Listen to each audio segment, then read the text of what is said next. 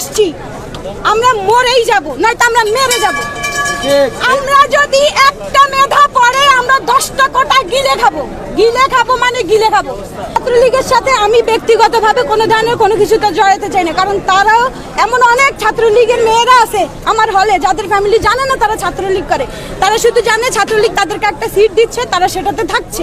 এই মেয়েগুলাকে আমরা যদি আক্রমণ করি ওদের বাবা আমার বুক খালি হবে, ওরা আমাদেরকে আক্রমণ করলে আমাদের বাবা আমার বুক খালি হবে। সরকারের কিচ্ছু হবে না, সরকারের কখনো কিচ্ছুই হয় না এই দেশে। এই সরকার পতন হলে সরকার দেশ ছেড়ে চলে যাবে, এই সরকারের পতন হলে সরকার দেশ ছেড়ে চলে যায়, প্রশাসন দেশ ছেড়ে চলে যায়।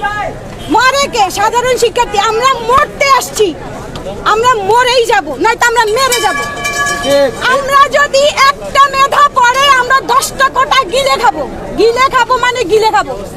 আর ফিসাবিলিল্লাহ, আল্লাহর ধরা এত সুন্দর, ছাত্রলীগরা যেভাবে ধরছে না, আমরা তো ছিলাম মুসিলা। দেশও ধরবে, দেশ ধরবে, এত সহজ না। হারাম খেয়ে সহ্য করা এত সহজ না। আমরা কেন মেধা থাকা সত্ত্বেও ঢাকা ইউনিভার্সিটির একটা ছেলে মেয়ে ফার্স্ট ক্লাস ফার্স্টে সে হয় বিদেশ চলে যায়। আমার ভাই সে প্রাইমারিতে চাকরি করতেছে, তার শুধুমাত্র ব্যাকগ্রাউন্ডে ছাত্রলীগ ছিল না দেখে সে হচ্ছে গিয়ে ঢাকা ইউনিভার্সিটির স্টুডেন্ট, সে এখানে হচ্ছে গিয়ে চাকরি পায় নাই। কেন? আমাদেরটা করতে দেন, আপনারা আপনাদেরটা নিয়ে থাকেন, আপনাদের গদির প্রতি আমাদের কোনো লোভ নেই। আমাদের কাহিনী, আমাদের কোটা নিয়ে, আমাদের স্বাধীনতা নিয়ে, আমাদের সচ্ছলতা নিয়ে আমরা এত পরে কি করব?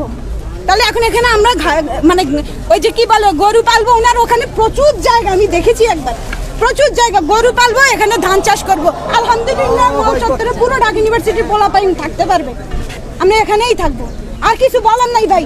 এরপরে আপনারা যদি এগুলো ছড়ান, আমি লাইভেই বলতেছি আমার লাইফ রিস্কে, কিন্তু আমি আমার বাবাকে বলে দিয়ে আসছি যে আমি মরার জন্য প্রস্তুত, আমি মৃত্যুবরণ করার জন্য প্রস্তুত, কিন্তু আমরা আজকে আবার ইতিহাস গড়বো।